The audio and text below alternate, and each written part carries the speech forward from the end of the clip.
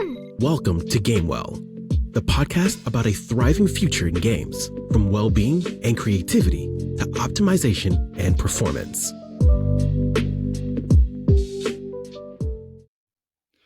Welcome to this episode. Today I have a very unique combination of different skill sets that come into place with my today's guest. His name is Leigh Brandon. He is a functional medicine practitioner and a CHEK practitioner. And I think he has a unique way of sharing some knowledge that integrates into the way we can look at health. And so I really wanted to have him on the show. Leigh, thank you very much to being on. And why don't you introduce yourself as well? And what is functional medicine and what is CHEK? Sure. So I really started out initially as a personal trainer back in 1996. And then obviously over the years, I've added more and more tools to my toolbox, I would suggest. Functional medicine, in essence, is all about becoming a health detective. That's the way that I was really taught, in that, you know, when someone reaches out to you for help, it's a bit like I'm now a detective going into a crime scene. And what I need to do is to gather as many pieces of evidence as I can to put a case together. So when I'm working with someone, I want to gather as much information on that person as I possibly can. So it might be through questionnaires, obviously through interview. But what most people understand functional medicine to be is functional lab tests. Now, for me, it's not just about functional lab tests, but they can play a very important role. And that can include things like blood tests, so stool tests for testing the gut microbiome, testing for things like food intolerances, hormone levels, things like that. So you're just gathering information. And then from there, the main thing for me is to treat the person that's in front of me, not the symptoms that they have. So that's a very different model from the medical model, which is predominantly someone presents to a medical doctor with symptoms, and the medical doctor will medicate those symptoms. So in essence, functional medicine is all about finding where a person is at and helping to optimize their health and performance. Now, the CHEK system that I use alongside functional medicine, and a lot of it overlaps, but within the CHEK system, we look at a person from a physical, mental, emotional, and spiritual level. And, you know, you can't separate those four things, that they are the reality of our existence.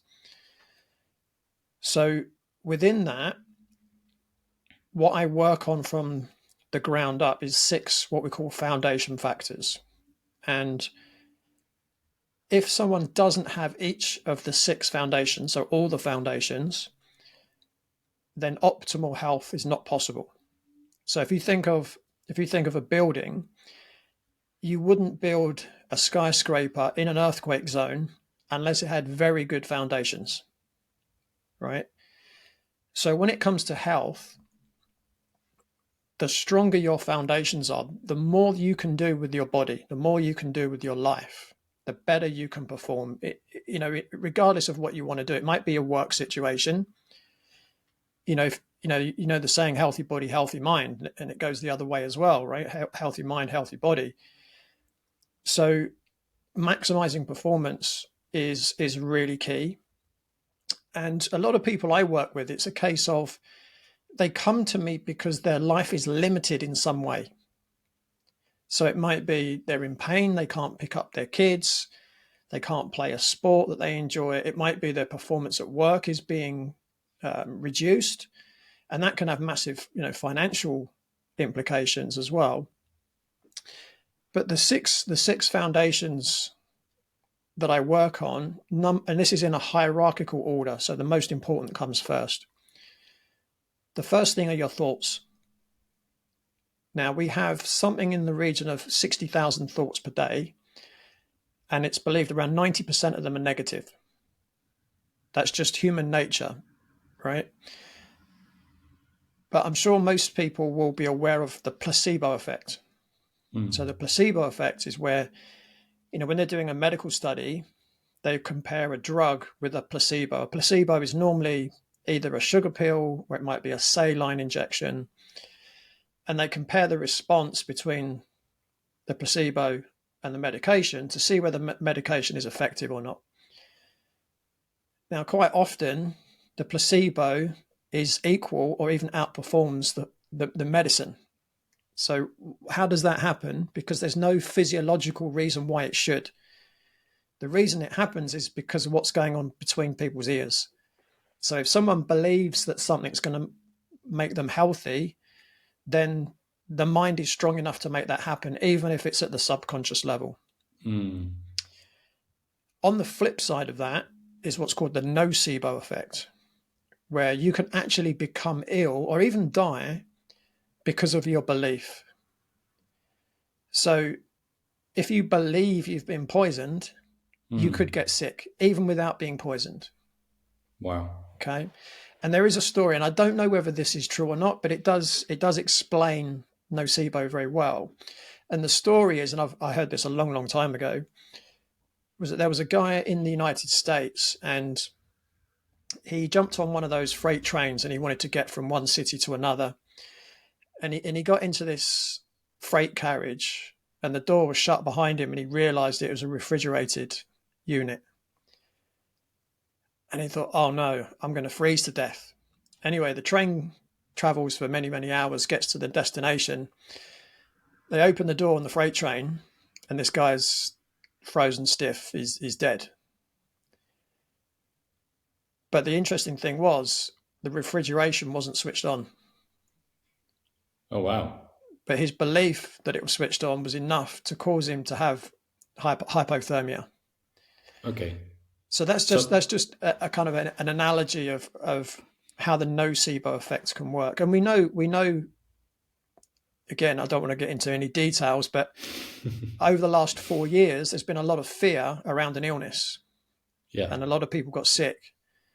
And it's still, again, I'm sure you don't want to go down the rabbit hole, but the thing that was supposedly caused this illness has still not been proven to exist, which is quite interesting.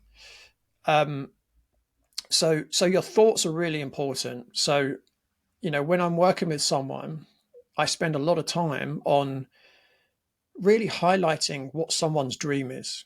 What is it do they want to achieve? Quite often they'll come to me and it might be, they've got problems with their gut. They might have problems sleeping. They might have energy problems. They might be in physical pain, whatever. But I want to know how their life is going to be different if I help them fix that problem. What's it going to mean to them? How are they going to benefit? How is their life going to be better? Because you've got to focus on the positive aspect, not on the negative. So remember that 90% of our thoughts are negative. And again, I don't want to go too far down a rabbit hole, but everything in the universe is frequency, vibration, right? Even our thoughts, we know from electroencephalograms that our thoughts have vibrations. So if we're constantly creating negative vibrations, then what we're doing is we're actually attracting negative experiences into our life.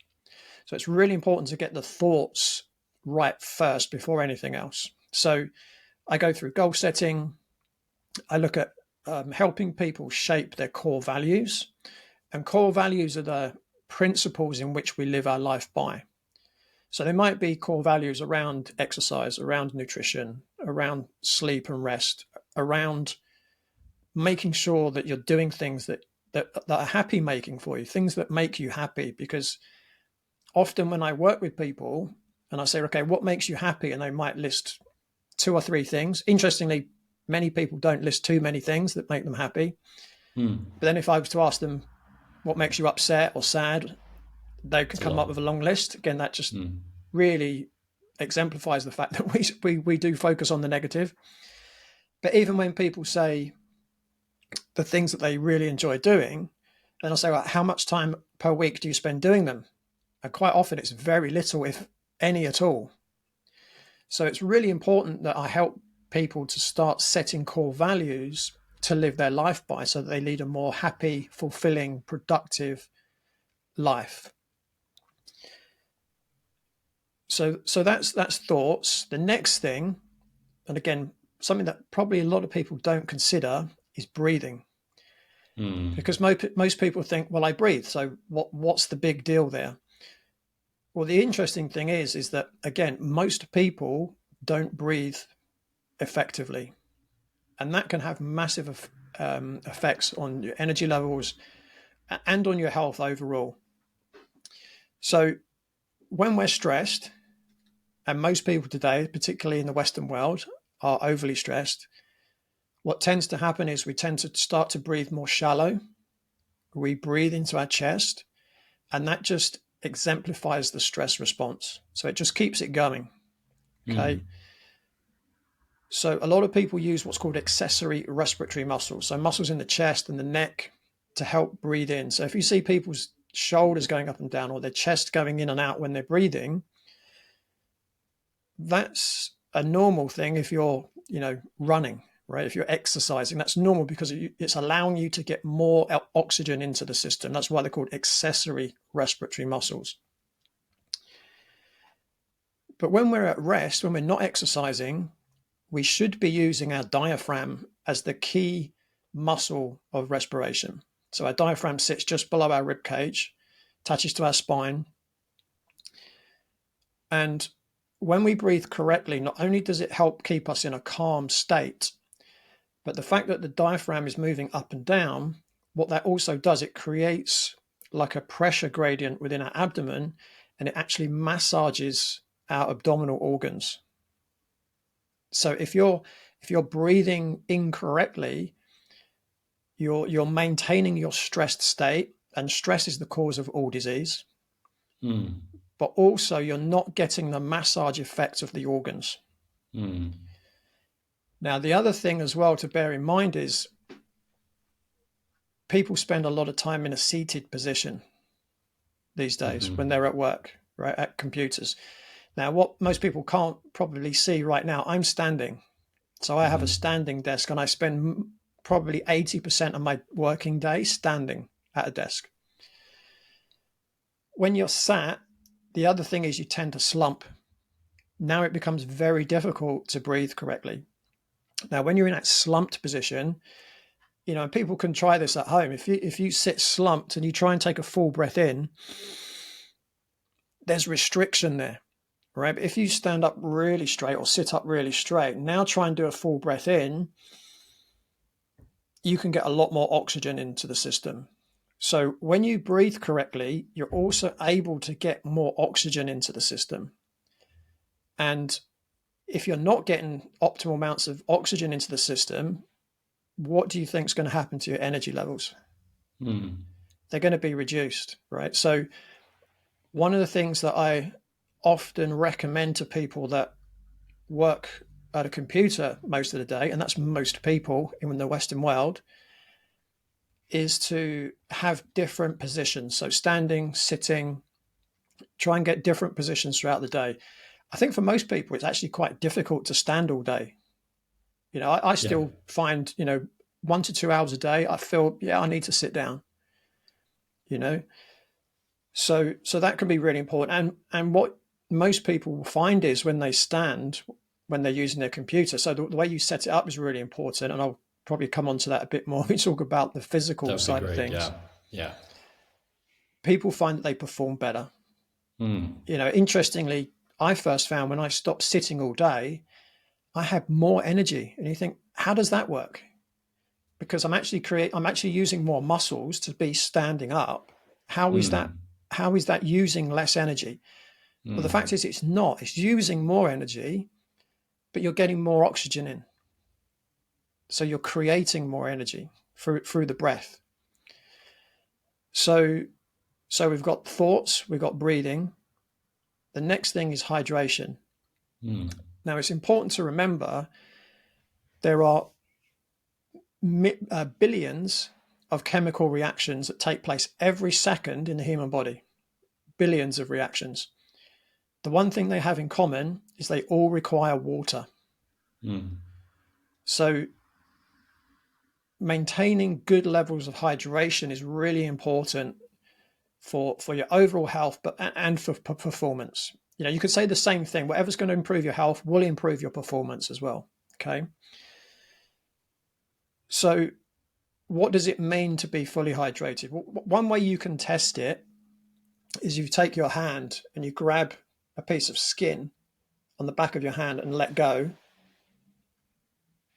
Now, the quicker it rebounds, the more hydrated you are. Okay. So someone of my age, so I'm 55, if I grab my skin and let go, see, that's immediate. It immediately rebounds. Now, most people my age, they will hold that let go and it will just slowly go down. Okay. So the slower it returns, the more dehydrated you are. That's one way. Another way of testing is literally looking at the color of your urine. So the darker the color, the more dehydrated you are. Now, there are some things that can affect that. So, for instance, if you drink alcohol or coffee or any caffeinated drink, your urine will be lighter than your level of hydration, because things like caffeine are what's called diuretics. So they flush water out of the system too quickly. So alcohol will be another one. So alcohol and caffeine are the key ones, diuretics, that actually make you dehydrated. So that's where the skin test can be better than just testing the color of your urine. Gotcha. So next question is, so how do I get optimum hydration? So I've mentioned caffeine and alcohol. They're things that you certainly want to minimize if you want to be hydrated. And when it comes to caffeine, I never suggest to people that you go cold turkey, just stop having it, because it is a drug. Caffeine is a drug. And what I generally suggest people do is, if say they're drinking 6 cups of coffee a day, let's say, I would say, what's the latest one that you drink in a day? What time is it? And if they said, oh, it's 6 p.m., I'll say, right, okay, let's switch that for something else. Maybe something lower caffeine, like a green tea, or maybe just a glass of water, whatever works for the person. Do that for 1 week and then say, right, what time is your latest coffee now? And they might say, well, it's 4 p.m. I say, right, okay, let's switch that out for something else. And gradually you cut it down. Now, I generally say to people that really love coffee, just have your first one of the day and just leave it at that. That would be my general recommendation. What I find is most people, they get to that 1 coffee a day and they say, do you know what? I'd rather do without it. But, everyone's different. Some people stick on the one, and, that is probably not going to do too much damage, 1 coffee a day. The same for things like sports drinks, fizzy drinks. They're quite dehydrating on the body as well. So again, cutting those down, I would say definitely want to try and eliminate those completely if you can.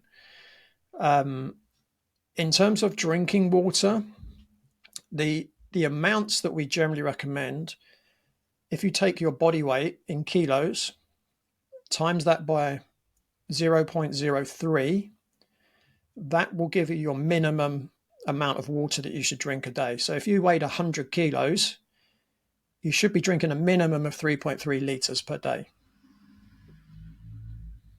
Okay. Now, the other thing that's important, and there's more and more information coming out about this at the moment, is also what type of water. One thing that I would certainly avoid in most countries is tap water, because there's a lot of toxins and a lot of contaminants in tap water. So in most countries, most people call it chlorine in water. It's meant to, kill the bugs that might be in the water. In most countries, it's actually sodium hypochlorite. Now, there's another name for that, and it's bleach.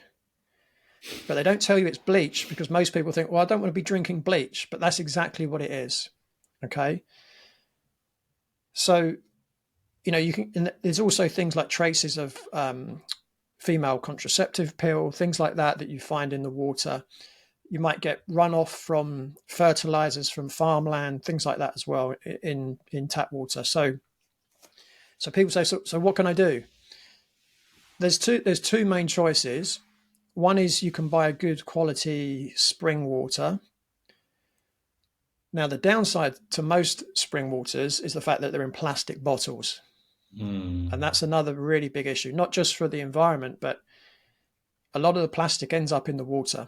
So you start drinking it, and there can be a lot of problems.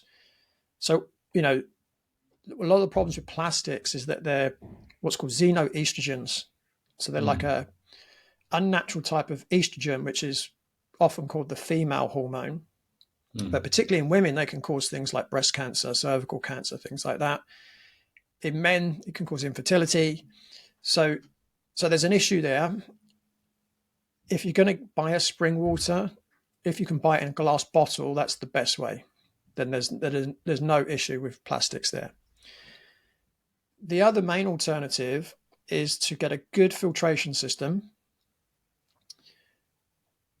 So, for instance, I in my home, I use what's called a reverse osmosis filtration system. But what's important is the water has to be remineralized. So minerals have to be put back in. The system that I have is in one of the filters that actually does that for you. In some filter systems, you can just add minerals back into it. You can use like an organic sea salt or a Himalayan salt to add minerals back in. Otherwise, it's very acidic. Without the minerals, it's very acidic and it'd be pretty harmful to drink. The other thing that we're finding out a lot more about in recent years is also what's called structured water. So, for instance, when water is coming out of an artesian well, it goes through a very natural shape or process as it's coming through. Right, it's all natural. There's nothing unnatural about the shape of the, obviously it goes down through the rocks and comes up through the well. But as soon as we start to put water through pipes, it actually denatures the water. It actually takes the energy out of the water. So another thing is quite big these days that people have started doing is restructuring the water. And you say, well, how do you do that? So the way that I restructure my water, I actually have it's like a quartz wand, and you literally just once the water's been filtered, you then stir it with this quartz wand, and it restructures the water, so it re-energizes the water. I have a question on Sure. that particularly because I know that a lot of the spiritual community has been doing that. So on this podcast, I like as much as possible to go into the scientific realm because most people can identify with that better than the woke culture's terminology of these things. What evidence have you seen to support this, and what are the studies saying about this, and how does it work? Well, to be honest, I haven't looked at any studies into this at this stage. It's something that's relatively new. Yeah. There's a lady, I can't remember her name. I know she did quite an extensive episode on the Living 4D podcast with Paul CHEK, where she goes into quite a lot of detail, but that's all she does, right? She's a water expert. Yeah. But my understanding is that it just takes the life force out of the water, and the quartz. So that's just one way to restructure the water, but the quartz in the wand, it is to do with the electricity. So it's kind of putting an electric charge, if you like, back into the water that was taken away by going through the municipal system. So I don't fully understand the science behind it, but it certainly, from what I've heard, it makes a lot of sense. I'll try and remember the lady's name if it pops back into my head. That'd be great, yeah. Is it Annabelle Friend? I think it might be Annabelle Friend. We might add it to the show notes if we find out. Yeah. Yeah. So yeah, I don't know the science, but it certainly, makes a lot of sense. So that's water. Mm-hmm. The next thing is nutrition, and this is such a controversial kind of subject, and I've certainly had a few heated debates on my own podcast around the subject. It's the new religion. Yeah, it can be. Now, what's interesting, so I use for want of a better phrase, a methodology called metabolic typing. Now, metabolic typing is all about finding out what's right nutritionally for each individual. So there is no, this is the right diet for everybody. Yeah. And what I always try and explain when I'm working with clients is, when it comes to nutrition, there's no dogma. Like I have no belief. I have no kind of, this is the only way to do it, or that's definitely wrong. This is definitely right. And metabolic typing takes people through a process. So quite often, maybe in a social setting, people know what I do for a living. Oh, what should I eat? And it's like, okay, for me to tell you the answer to that, it's a process that takes weeks and sometimes months. So the first part of the process is to get a starting point. And the way we do that is through questionnaire. And there are six main types. And when you find out your type, it gives you an idea of what foods are likely to be better for you, but also roughly what kind of proportion of fats, proteins, and carbohydrates are going to be right for you. So, we see these isms, if you like, veganism, vegetarianism, there's carnivorism now. And, people go into a camp and it's like a religion. Okay. For me, I just go by what the person feels best eating. Okay. So once we find out someone's type, we then go through a process which takes weeks and sometimes months, everyone's different, to fine tune it. So it's a bit like, if you drive a car, if it's not an electric vehicle, it's likely to be petrol or diesel. Now, if you're a petrol car, you don't want to be putting diesel in it. And if you've got a diesel car, you don't want to be putting petrol in it. And it's the same when we fuel ourselves. So, for instance, I'm what's known as a fast oxidizer. Fast oxidizers turn nutrients into energy very quickly. Now, if I eat foods that are let's call it light foods, my body turns them into energy very quickly and burns that energy quickly. Bang, it's gone. Now I've got no energy. So my body, as an example, requires foods that are quite, let's call them heavy, and they take much longer to digest because then I have more sustained energy levels. That's a very simplistic way of saying it. But then there are other people that are the opposite. So these might be people that perhaps follow, a predominantly plant-based diet, and they do very well on it. And then there's people like me that might eat a diet that's it's not carnivore, but it's heavily animal based, and I do very well on that. So for each individual, it's about finding out what's right for you, and as I say, it's a process. There certainly are some do's and don'ts for sure that that I can go through now. Now, one of the sayings is, if it wasn't around 10,000 years ago, don't eat it. And that's a really good piece of advice, because our genetics takes a very long time to adapt.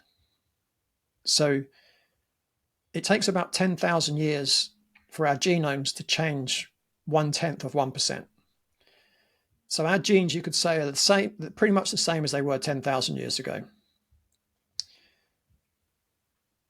Now, when you go into like a supermarket, I would probably say close to 95 to 99% of the foods you buy in a supermarket probably weren't available 10,000 years ago. Okay. A more simple way of looking at it is, if you're doing your grocery shopping, predominantly buy foods that there are no ingredients. It's just one thing, right? An apple. There's no ingredients on the label. It's an apple, right? Cauliflower. That's one ingredient. Beef. Well, check the label just in case, because I was in the US once and I picked up what I thought was just beef, and I just happened to flip it and there was sugar in it. Oh, what? So I put that back. But if you buy things that are just one ingredient and actually cook, I mean, listen, I hate cooking, right? Hands up, I hate cooking, but I still do it because I want nutritious meals. Yes, occasionally I'll eat out, and yes, maybe I'll pay the price for that, but do that consciously. Okay. The other thing that I say a lot to my clients is that when it comes to food, it's all about planning and preparation. Because I've heard in the last 25 years or so, I've heard all the excuses. Oh, well, I couldn't follow the plan because I was at a meeting and all there was sandwiches. It's like, okay, so what could you do differently next time to not put yourself in that situation? Yeah, you've got to go to the meeting, but did you have to eat the sandwiches? Is there other options? So, I've heard all the excuses, so I can prepare people for those things before they happen. So the other thing is as well is chewing your food properly, right? You can only, there's a saying, you are what you eat, but it's probably more accurate to say you are what you digest. So if you don't chew properly, that's the second phase of digestion, right? The first phase is smelling the food. That creates production of enzymes and things like that to help break down the food. But when you're chewing, so breaking down the food with your teeth, but also it's interacting with the enzymes. So enzymes break foods down into smaller constituent parts. So the chewing process is really important. And again, from my experience, what I tend to see is people rush eating their food. They don't chew it properly. So the advice generally is chew until liquidized. Okay. And it's interesting when people start doing that, they say, oh, wow, my jaw really aches, right? It's like any muscle. If you don't use it, you lose it. Okay. So definitely chewing is important. Now, the other thing, and again, this is probably a really important thing for people that work at computers, is that where you eat and the environment in which you eat is also really important. Whenever you eat, you need to be in a relaxed environment. Okay. So we have two sides of what's called the autonomic nervous system in the body. So the autonomic nervous system is what runs our body at a subconscious level. So you don't have to think about it. Okay. So for instance, you don't have to consciously think how you're digesting your food. Right? Once you've swallowed it, it's gone, right? It's gone out of your head. You don't think about, oh, I need to create hydrochloric acid in my stomach to help break it down. And now I need to release the enzymes from my pancreas into my small intestine to help, right? You don't have to think about that. Your body knows how to do it, right? So there are two sides to your autonomic nervous system. One side is what's called parasympathetic, and that's the side where your body relaxes. It's not stressed. It's when your muscles, your bones, your organs, they regenerate. Okay. The other side is called sympathetic. That's a stressed state. That's your fight or flight response, which is important if you need to run or if you're exercising.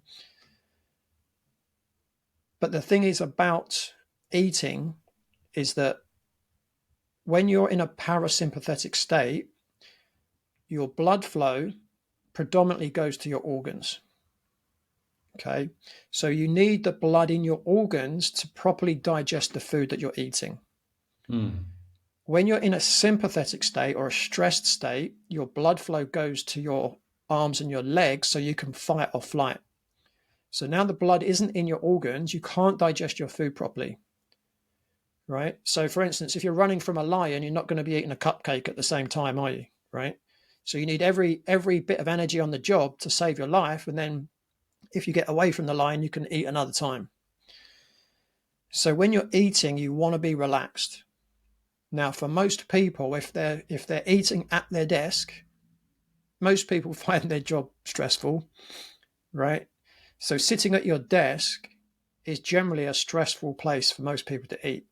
Even just having something like if you're looking at a computer screen, when you're cognitively engaged, that's using a lot of energy as well. So the best place is to get away from your desk, sit at a dining table, preferably outdoors as well. Now, I know certain times of year that's not going to be possible, but just get away from your desk. Take time out, eat slowly, chew well, make sure you're hydrated before you eat. because that's important for the gastric juices. I have a question for that. Sure. Because I've heard that hydration, yes, is important for the acids, but if you're hydrating immediately before, that would also be not beneficial because of the acidity of the stomach, right? Yeah, you're almost right. Yeah, so Okay. you want to make sure you're hydrated. So a general rule of thumb would be maybe to drink a glass of water 15 minutes before your meal. Okay. Okay. So that enables you to have enough water to generate your gastric juices. What you then want to do is to avoid drinking too much between that time and about an hour after you've eaten. And the main reason is because it can dilute the gastric juices. So you don't want to be too diluted. So we're really talking about the hydrochloric acid, but also the digestive enzymes.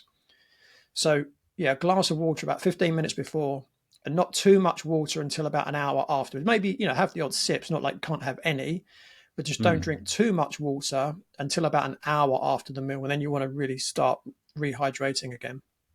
Interesting. So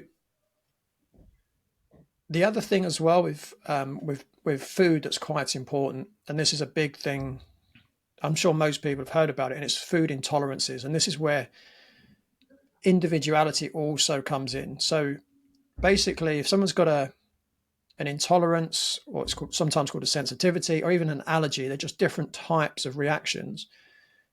What all they are is that your body, for some reason, your body's immune system is attacking that food whenever it sees that food. And when you have an immune response, you have inflammation, and it can cause all kinds of problems in the body. So, it can be bloating, it can be pain.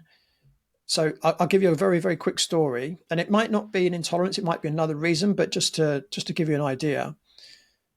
About 4.5 years ago, I started having porridge oats for breakfast, or as part of my breakfast. And around the same time, I started getting knee pain. And it was so bad, I couldn't bend my knee more than about 90 degrees. So the knee should bend about 135 degrees, but it was only bending 90 degrees. And then the pain was like, can't bend it anymore. I was still able to do my workouts in the gym, but it was affecting playing tennis. And I was thinking, is it this ligament? Is it that ligament? Is it the meniscus? Anyway, finally, I was teaching with a friend of mine, and he's an osteopath, and he ran a few tests, and he says, no, all those ligaments are fine, cartilage is fine. He said, but I think you've got osteoarthritis. And I'm like, wow, that's interesting. Again, I didn't click at the time that it could have been anything nutritionally. And then a little while later, I thought, do you know what? I'm going to stop eating the porridge. 3 weeks later, I had no pain in my knee and full range of motion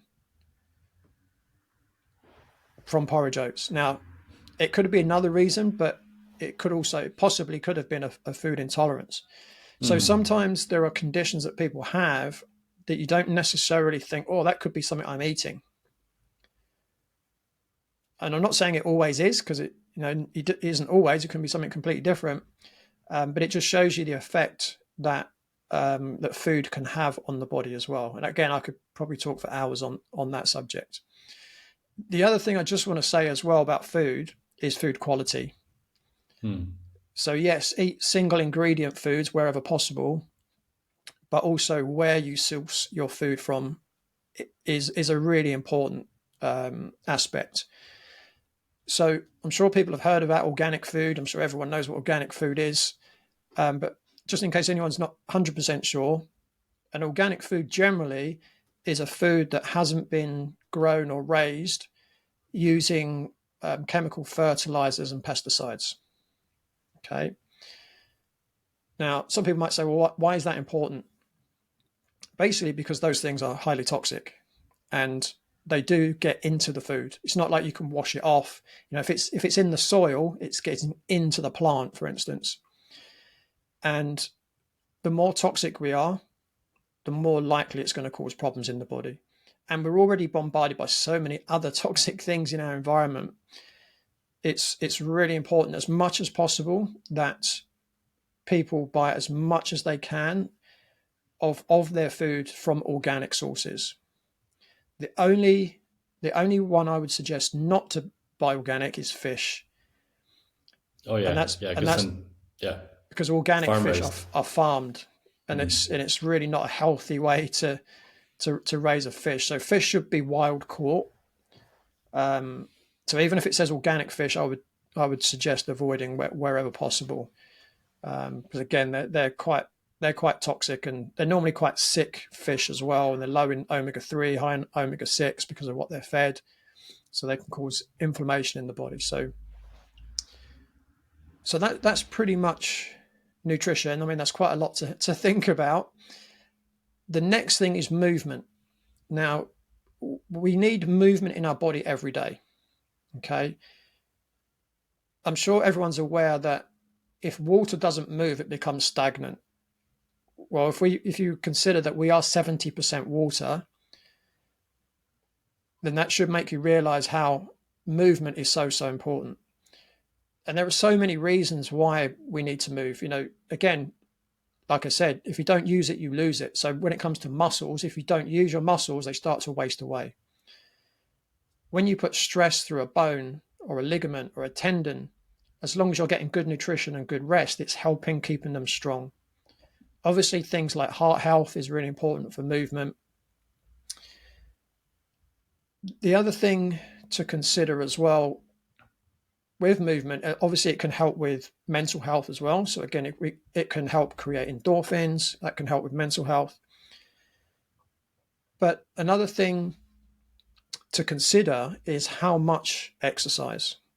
Now, again, everyone's different, and it's going to differ from time to time. It depends on how much stress you're under. And I don't just mean mental stress. It can be all types of stress.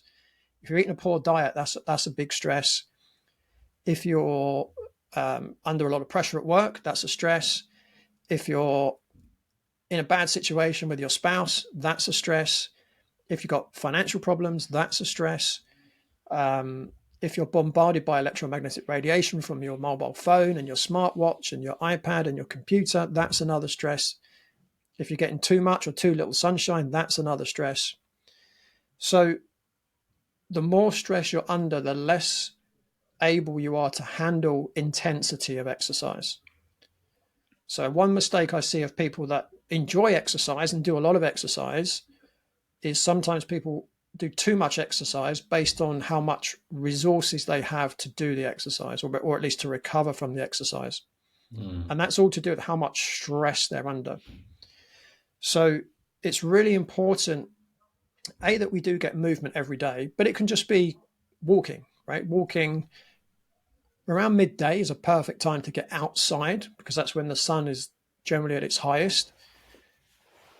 But what people need to really consider each time they're about to exercise is this the right type of exercise for me to do today? Obviously, enjoyment is important, because if you're not doing something you enjoy, you're less likely to do it.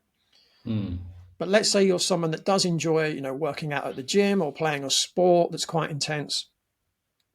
Always check in with yourself on that day and say, is my body capable of doing that workout that I'm about to do today? So as an example, so for me this week, I was training quite intense this week. And each day I would get up and say, is my body actually able to handle that today? Or do I need to tone it down a little bit? Because otherwise you're taking a stressed body and adding more stress, because exercise is a stress. Okay. Now, most of the time, because I look after myself, when I'm doing a particularly intense week, I'm able to do it.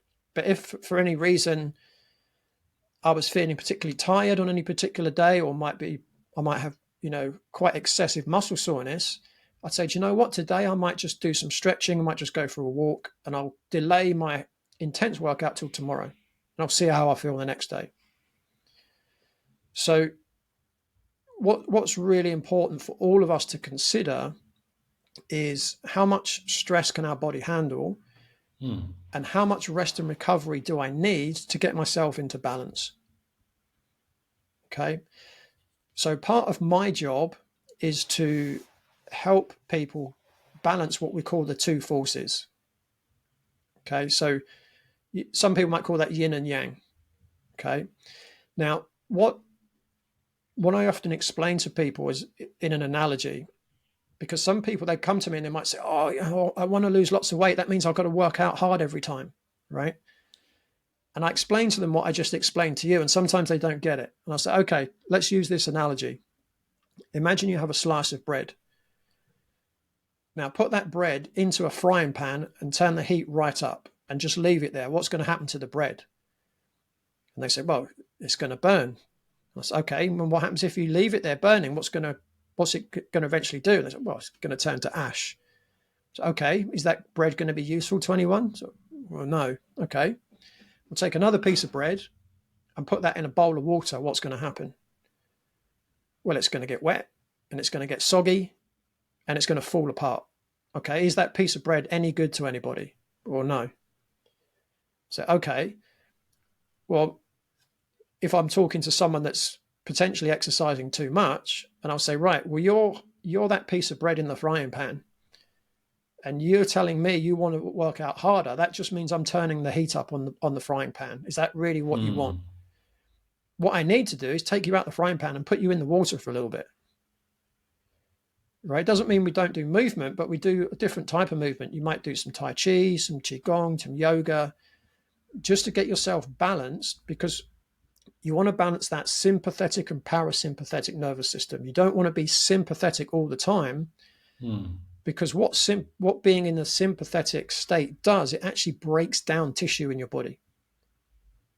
Right? So muscles start to break down, tendons start to break down, ligaments start to break down, bones start to break down. And that's no good to anybody. So it's about getting the balance right between the sympathetic and the parasympathetic, the doing and the resting. Okay. Again, I could talk all day about exercise. I believe it. Yeah. I mean, this could be multiple podcasts in just one of the areas that we talked about, for sure. And then the final foundation is sleep and rest. Yeah. So I'm sure, people have probably got the gist of it already, how important rest and sleep is. So remember, when we're resting, when we're sleeping, that's where we're in that parasympathetic state. That's when we're repairing the damage that we've done when we've been doing. Okay. So, if anyone's ever feeling tired, if they wake up in the morning and think, oh, I need an extra hour in bed, these are signs that you're not getting enough rest, that you're doing too much and not resting enough. Again, another analogy I like using is, think of your mobile phone. What do most people do? They use their phone during the day and they charge it at night. If you didn't charge it at night, what's going to happen the next day? Well, your phone's going to run out of juice long before the end of the day, right? So most people are running around with their battery levels low. Now, you just can't perform at your best if you don't have, the juice in the tank, so to speak. Okay. Yeah. So when it comes to sleep, when we're in that rest and recover state, what that does is that allows our body to release our growth and repair hormones. So everyone knows about testosterone, the male hormone, estrogen, female hormone, but you've got things like human growth hormone, DHEA, which is the precursor to your testosterone and estrogen. They're really important for that growth and repair process. Now, if you go to bed too late, and I'll tell you what that is in a moment, what happens is that those hormones don't get released early enough. So they peak around 9:30, 10 o'clock in the evening. Okay. Now, they also only start to be released in a completely dark environment. So if you have artificial lights, your body thinks it's summertime and the sun is shining. Your body doesn't know the difference between your mobile phone screen, your computer screen, your indoor lighting, and the sun. Okay, when the sun is up, your body's saying it's daytime. It's go, go, go, go, go. Let's stimulate stress hormones. So when stress hormones are being released, your growth and repair hormones are reduced. So if you think back to, when we were evolving as a species, what we would tend to do is wake up when the sun came up, because the sun stimulates those stress hormones. And then when the sun went down, we would go to sleep. That's how we evolved for millions of years. So there are ways in which you can maximize that. Now, I know obviously we live in environments now where, specifically in Northern Europe, North America, it gets dark pretty early in the winter, right? So you need lights on, otherwise you can't see what you're doing. Okay. But there are certain things that you can do. So in the winter, so it's middle of winter now, around my home, I have lots of salt crystal lamps. So they give off a nice red light, which is very calming, very different from a normal kind of light. You can use beeswax candles. Again, they're quite calming, and just limit the amount of time that you spend, watching TV, being on the computer, on your mobile devices after dusk. You can also wear blue light blocking glasses as well. So it's the blue light that actually helps to prevent the release of melatonin. So again, melatonin is released when it goes dark. And once the melatonin is stimulated, then it releases the growth and repair hormones. So for me, as soon as it's dusk, I try wherever possible not to put on an indoor light. I put on the crystal lights, might use some beeswax candles. I have my blue light blocking glasses on, and I'll only turn a light on if I absolutely have to. Like, say, for instance, I'm going to cook something. Obviously, I'm not going to do that in the dark, right? But I'll minimize the amount of indoor light in the evening as possible. And it just allows that time when your body's just really starting to relax, a few hours before you go to bed. And then as soon as your head hits the pillow in bed, bang, you're asleep. So a general recommendation is to try and be asleep by around 10:30 in the evening, because that's when your growth and repair hormones are at their peak. Every kind of minute that you go to bed after that, you're losing that window of opportunity to really get the physical recovery that your body needs, ready for the next day. So the other thing about sleep, which is great, is it's free. It doesn't cost anyone anything, right? Some people might say, well, water's free. Well, is it? It's probably not free for most people. Exercise is free. It can be, depending on what exercise you do. But I don't know anyone that has to pay to go to sleep. And it's one of the most underestimated aspects of health. And I'll tell you a very quick story. I was working in a facility once, and I just said to myself, you know what, when I go home from work, I'm just going to listen to an audio CD. This was before podcasts. And then I'm going to meditate for an hour before I go to bed. Meditation is great, by the way, for relaxation. And I did it every day for 3 months. I didn't change anything else. I didn't change my workout routine. I didn't change my diet. Didn't change anything else. So I'd go home, listen to an audio CD, then an hour of meditation, then I go to bed. And after about 3 months, 3 of my colleagues quietly took me aside and was a bit worried about you. So, why? And they said, are you taking steroids? And I'm like, no, do you know what? I'm going to bed early. And they were like, what? Because it has such a massive effect on your hormones. Now, the reason they thought I was taking steroids was because my body fat was dropping and my muscles were getting bigger. And the only thing I did differently was I was completely relaxing in the evening. I didn't have any artificial lights on. So I'd be sitting, listening to an audio CD or an audio book in the dark. Then I'd meditate in the dark. Then I'd go straight to bed. And it just had a huge effect on my physical body. So that's the power of good rest and good sleep. So they're the 6 foundation factors. Now, what I recommend when I work with someone, they're the first things that have to be in place. So generally, even before I might even consider doing any kind of lab testing or anything like that, let's get those foundations in place first. Then see where you are, because sometimes that's all that people need. Yes, sometimes people do need more investigation. It might be someone's got quite high levels of heavy metals. Well, even following those 6 foundation factors won't necessarily rid your cells of those toxins. Someone might have an issue with their gut microbiome, and again, you could still be doing all those things, and there might be more intervention might be required. But those are the things that I think certainly a lot of people can take away and start to put into use straight away.